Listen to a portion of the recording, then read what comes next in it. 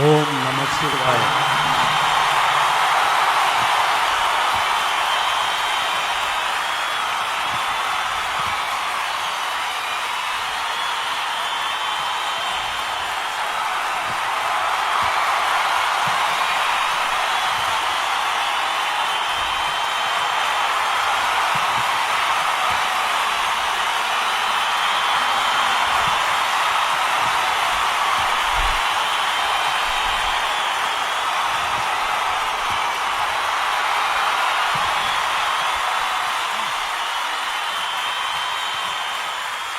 கலிகாலம்.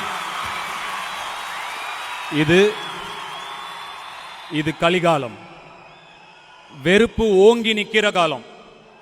Had is thriving, negativity is selling. இப்படி ஒரு காலகட்டத்தில் சேகர் கமுலா மாதிரி ஒரு ஆளை பார்த்தது என் பாக்கியம். சத்தியமா சொல்றேன், சுத்தமான மனுஷன், ஒயிட், பியூர் ஒயிட். ஒரு ஏஞ்சல் வானத்திலிருந்து இறங்கி வந்திருந்தா அது Sekar Kammula.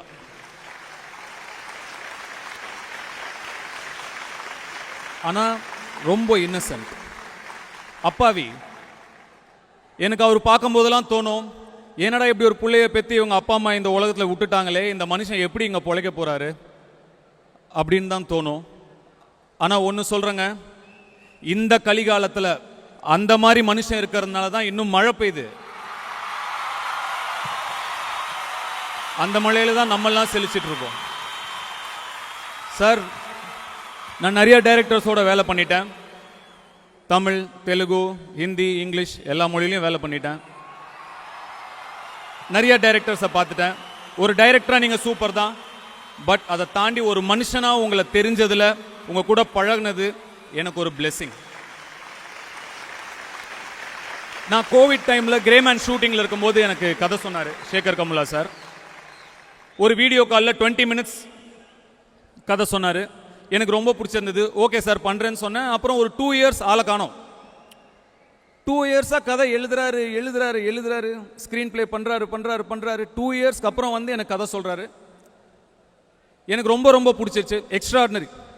I was very impressed. ஆனால் இவ்வளோ பெரிய படம், இவ்வளோ பெரிய கதை, இவ்வளோ பெரிய ஸ்கேல் இவர் ஹேண்டில் பண்ணிடுவாரா? எனக்கு அவரை பற்றி முன்னாடி தெரியாது. அப்படின்னு சேகர் கமுலா யாரு அப்படின்னு விசாரிச்சா எல்லாரும் சேகர் கமுலா வான்னு பயங்கர பில்டப். சரி, ஸ்கிரிப்ட் சூப்பரா இருக்கு, சூப்பர் டைரக்டர்னு சொல்றாங்கன்னு அவரை நம்பி போனதுக்கு திருப்பதி அடிவாரத்தில் நடு ரோட்ல உச்சி வெயில்ல கீழே உக்காந்து அம்மா தாயே அப்படின்னு பிச்சை எடுக்க விட்டார். ஆனா அப்படி கையை நீட்டி பிச்சை எடுக்கும் போது தான் நமக்கு புரிஞ்சுது, நம்ம ஓடிட்டு இருக்கிற ஓட்டம்லாம் எவ்வளோ அர்த்தமில்லாதது அப்படின்னு. இங்க அவ்வளோ போட்டி, அவ்வளோ பொறாம, அவன் நல்லா இருக்க கூடாது, இவன் நல்லா இருக்க கூடாது. முன்னாடிலாம் நம்ம பெரிய ஆளாகணும்னு உழைப்போம், நம்ம நல்ல பேர் சம்பாதிக்கணும்னு உழைப்போம். இப்பெல்லாம் அடுத்தவன் உழைப்பை எப்படி கெடுக்கிறது, அடுத்தவன் பேரை எப்படி கெடுக்கிறதுன்னு தான் எல்லாரும் உழைக்கிறாங்க. ஒரு வாட்டி இப்படி கை நீட்டி பாருங்க. அந்த மாதிரி எல்லாரையும் சொல்லல, அந்த மாதிரி யார் பண்றாங்களோ அவங்கள சொல்ல. ஒரு வாட்டி இப்படி கை நீட்டி அம்மா தாயேன்னா திங்கிற ஒருவேளை சோத்துக்கும் மழை வெயில்னு ஒதுங்குற கூரைக்கும் எவ்வளோ நன்றியோட நம்மளாம் இருக்கணும்னு புரியும். ஒரு என்லைட்னிங் எக்ஸ்பீரியன்ஸ் தான் அது.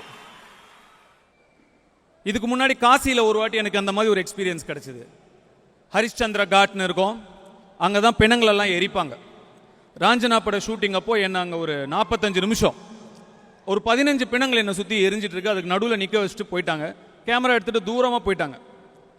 நான் மறந்தே போயிட்டேன் ஷூட்டிங்னு. ஏன்னா அவங்க எங்கன்னு எனக்கு தெரியல. அவங்க ஏதோ ஒரு ரிவரில், கங்கா நதியில் அப்படியே போட்டில் போயிட்டாங்க. என்னையே மறந்துட்டேன். அப்படியே அமைதியாக அப்படி நின்றுட்டு இருக்கேன். அந்த மாதிரி ஒரு நிம்மதியை நான் உணர்ந்ததே இல்லை என் லைஃப்பில். எல்லாமே மாயைன்னு அங்கே நிற்கும் போது ரொம்ப அழகாக புரியும்.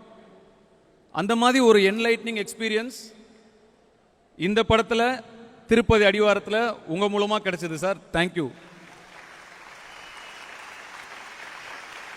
குபேரா ரொம்ப ரொம்ப ஸ்பெஷலான படம், ரொம்ப ஸ்பெஷலான படம். தமிழ் படம், தெலுங்கு படம், 2 லாங்குவேஜ்லையும் தனித்தனியாக எடுத்த படம். இன்னைக்கு உலகத்துக்கு தேவையான படம். ரொம்ப நல்லா வந்திருக்கு. உங்களுக்குலாம் ரொம்ப பிடிக்கும். நான் ரொம்ப கான்ஃபிடென்ட்டாக இருக்கேன். என்னை நம்பி பார்க்கலாம். நாகார்ஜுனா சார், உங்க கூட ஒர்க் பண்றது ஒரு பெரிய ஆனர். உங்க படங்கள்ல எனக்கு இந்த படம் பிடிக்கும் அப்படின்னு இப்போ ஒரு கோட் சர்க்குலேட் ஆயிட்டு இருக்கு. நான் அப்படி சொல்லவே இல்லை. அந்த மாதிரி நான் சொல்லவே இல்லை. என்னை பத்தி எப்பயுமே ஏதாவது ஒரு உருட்டிக்கிட்டே இருப்பாங்க. இது அந்த மாதிரி ஒரு உருட்டு தான். ஆனால் இந்த ஆடியோ லான்ச்சில் நானே டைரக்டாக என் வாயால் இங்கேயே சொல்கிறேன், உங்கள் கூட வேலை செஞ்சது ரொம்ப பெரிய ஆனர். உங்களுடைய படம் உதயம், சிவா நினைக்கிறேன் தெலுங்குல, கீதாஞ்சலி, இதயத்தை திருட தமிழில் எனக்கு ரொம்ப பிடிச்ச படம். அந்த சைக்கிள் செயின் ஃபைட் எங்கள் கூட வந்தது. அதை பற்றி நம்ம நிறையா டிஸ்கஸ் பண்ணியிருக்கோம் ஸ்பாட்டில். Is such a simple man, grounded man, classy man, so humble. Thank you so much, sir. I learned so much from you. Thank you for a great experience. Thank you, sir. அடுத்து ரஷ்மிகா. ரஷ்மிகா ரொம்ப சின்சியரான actor, ஆனஸ்டான answer. நானும் ரஷ்மிகாவும் நிறைய இந்த படத்துக்காக ஒரு சில டஃப்பான லொக்கேஷன்ஸில் வேலை செய்ய வேண்டியதாக இருந்தது.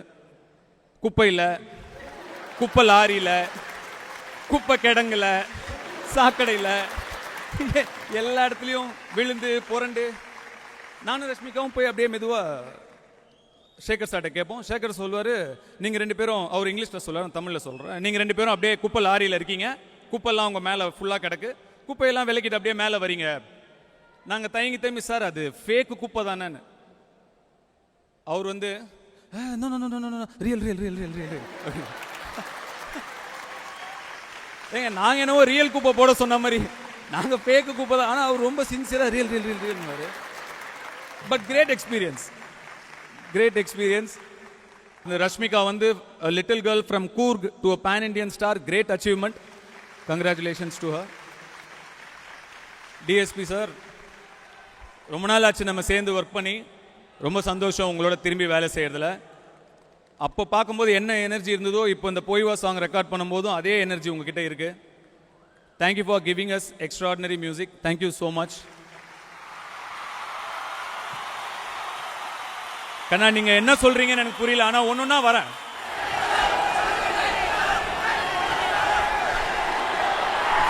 அடுத்த வருஷம்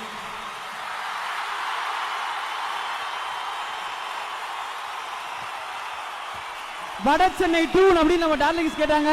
நெக்ஸ்ட் இயர்னு சார் சொல்லியிருக்காரு. Okay, done. இவ்வளோ வருஷமா 2018ல இருந்து கேட்டுட்டே இருந்தீங்களா? அடுத்த வருஷம் நிக்கித் பொம்மி சார், எங்க கேமராமேன். அவரை மாதிரி ஒரு கம்பேஷனேட் கேமராமேன் நான் மீட் பண்ணதே கிடையாது. பொதுவாக ஒரு ஷாட் முடிஞ்சிச்சுன்னா அடுத்த ஷாட் செட் பண்ணுறதுக்கு ஒரு டைம் டியூரேஷன் ஆகும். அது எவ்வளோ நேரம்னு நம்ம முதல்ல ஒரு அசிஸ்டன்ட் டைரக்டர் கேட்போம், அவங்க டைரக்டர் கேட்பாங்க, அவர் அசிஸ்டன்ட் கேமராமேன் கேட்பாங்க, அவங்க போய் கேமராமேனை கேட்பாங்க, அப்புறம் கேமராமேன் கிட்ட இருந்து திருப்பி அந்த செய்தி நம்ம கிட்ட வரதுக்குள்ளே அந்த பிரேக்கே முடிஞ்சிடும். ஆனால் நிக்கித் சார் வந்து ஒரு ஷாட் முடிஞ்சால் அவரே ஸ்ட்ரெயிட்டாக கடகடன்னு என்கிட்ட வந்து சார் 10 minutes, சார் 15 minutes அப்படின்னு சொல்லுவார். ஆர்டிஸ்ட்டை வந்து கம்ஃபர்டபுளாக வச்சுக்கணுங்கிற ரொம்ப ப்ரையாரிட்டைஸ் பண்ணுவார். Thank you so much for your compassion sir. ரொம்ப நல்லா ஒர்க் பண்ணியிருக்கீங்க. I'm very happy you did cinematography for this film. Thank you so much. எங்கள் ப்ரொடியூசர் சுனில் சார், அவர் இங்கே பேசுவாருன்னு நான் ரொம்ப நினச்சேன். அவரோட ஃபேன் நான். பயங்கரமாக பேசுவார் அவர். நிறைய பேர் பேச்சில் காமெடி இருக்கும், அவர் காமெடி தான் பேச்சே. சரி, ஏதோ பயங்கரமாக சொல்ல போகிறாரு, நான் வீட்டிலேருந்து யோசிச்சுட்டே வந்தேன். அவர் எதுவுமே பேசலை. சார் அங்கேயாவது பேசுங்க சார், தெலுங்கு ஈவெண்ட்லேயாவது ஒரு 4 வார்த்தை பேசுங்க தயவு செஞ்சு. Rammohan sir, thank you so much for all your support. Sunil sir, you took care of us so well, you took care of my team so well. இந்த படம் இவ்வளோ பெருசாக இவ்வளோ பிரம்மாண்டமாக இந்த இடத்து வந்து சேர்ந்துருக்கிறதுக்கு நீங்கள் ஒரு முக்கியமான காரணம். ரொம்ப நன்றி சார். இந்த படத்தில் என் கூட நடித்த இன்னும் கொஞ்சம் ஆக்டர்ஸ் இருக்காங்க. அவங்க இங்கே இருக்காங்களான்னு எனக்கு தெரியல. குஷ்பு, கேலு, Divya. Sir, I still don't know their real name. படம் ஃபுல்லாக என்னை கூட்டிகிட்டு போய் இதான் குஷ்பு, இதான் கேலு, இதான் திவ்யான்னு சொன்னாரே தவிர அவங்களோட ஒரிஜினல் பேர் என்னன்னு சொல்லவே இல்லை. இப்போ வரைக்கும் எனக்கு தெரியாது அவங்க பேர் என்னென்னு. ஸோ அவங்க இருந்திருந்தாங்கன்னா நல்லா இருந்திருக்கும். ஸோ அவங்களுக்கும் என்னுடைய நன்றி. தோட்டா தரணி சார், நம்ம எல்லாம் திரையில் பார்த்து வியந்த ஒரு ஜாம்பவான், அவருக்கு என்னுடைய நன்றி. ஜிம், அவருக்கு என்னுடைய நன்றி. ஒரு நல்ல அசிஸ்டன்ட் டைரக்டர் டீம் மீட் பண்ணுறது ரொம்ப கஷ்டம். இந்த படத்தோட assistant directors extraordinary team, super. எனக்கு எல்லாருடைய பேரும் தனித்தனியாக தெரியாது, sorry. You all know I'm very bad with names already, but thank you so much. அப்புறம் Chaitanya,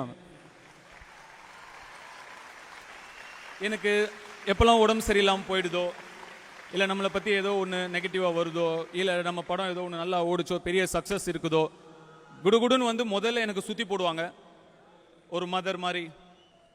I am for ever grateful for the love and affection you ஷோட் me. Thank you so much. 2000 என்னோட first shot நான் நடித்தேன், 25 வருஷம் ஆகுது. 2002 என்னுடைய முதல் படம் release ஆச்சு, 23 வருஷம் ஆகுது. உங்களுக்கு எல்லாருக்கும் தெரியும், நான் நடிக்கணும்னு ஆசைப்பட்டுலாம் வரல, நான் பாட்டு ஊர் சுற்றிட்டு இருந்தேன். என்னை டான்ஸ் கிளாஸ் அனுப்பி நான் டான்ஸ் எல்லாம் கற்றுக்கல, ஃபைட் கிளாஸ்க்கு அனுப்பி நான் ஃபைட்டெல்லாம் கற்றுக்கல, நடிக்கிறதுக்கு ஒரு கிளாஸ் போய் நடிக்கிறதுக்கெலாம் கற்றுல. சினிமாக்காக நேர்ந்து விட்ட ஆள் நான் கிடையாது.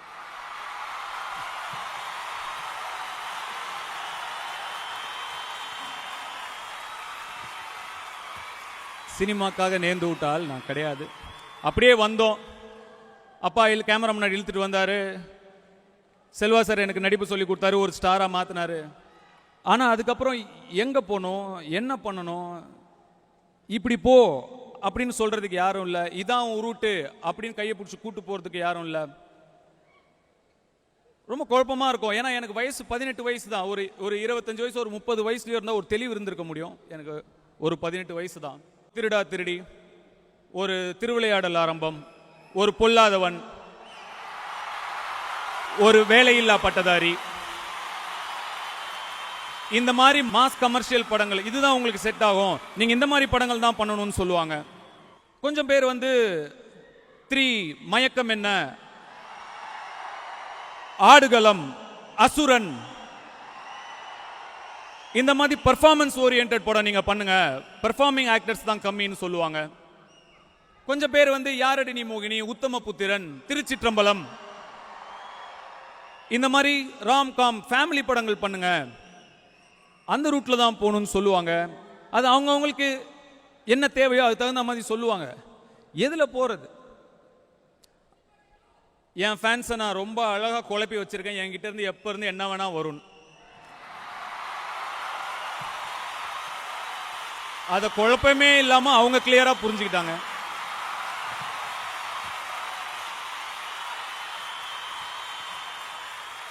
யாரு பாதை காட்ட இல்லைன்னாலும், யார் கையை பிடிச்சி கூட்டிட்டு போக இல்லைனாலும், நமக்கு நம்மளே ஒரு பாதையை போட்டுக்கிட்டு அதில் தான் போய்கிட்டே இருக்கோம். சைக்கிள் ஓட்டுற மாதிரி, சைக்கிள் உடனே ஓட்டிட முடியாது. கீழே விழுந்தா முட்டி செராயும், அடிப்படும், ரத்தம் வரும். முட்டி செராஞ்சது, அடி பட்டுச்சு, ரத்தம் வந்தது. ஆனா யாரும் இப்படி போன்னு என்ன காட்டுறதை விட நமக்கு நம்மளே கிரியேட் பண்ணிக்கிற ரூட் தான் நமக்கு கரெக்டா இருக்கும். யாரும் போகாத ரூட்ல போவோம், நம்மளே அதை ரெடி பண்ணிக்குவோம். யாரும் நமக்கு வழி காட்ட தேவையில்லை. எப்பெல்லாம் அப்படி குழம்பி போய் வழி தெரியாம இருட்டுல முழிக்கிறனோ, மேல இருந்து கண்ணுக்கு தெரியாத ஒரு கை வந்து என் கையை பிடிச்சி அப்படியே கூட்டிட்டு போகும். அப்ப என்னோட ரசிகர்கள் ஒருத்தரும் தீப்பந்தமா எரிஞ்சு எனக்கு வெளிச்சம் காட்டினாங்க.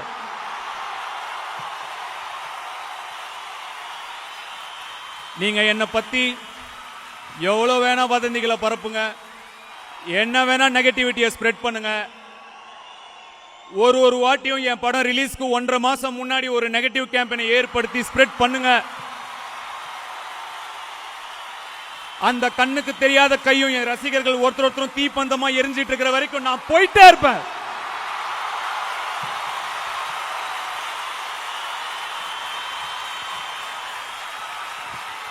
தம்பிங்களா, கொஞ்சம் தள்ளி போய் விளையாடுங்க ராஜா.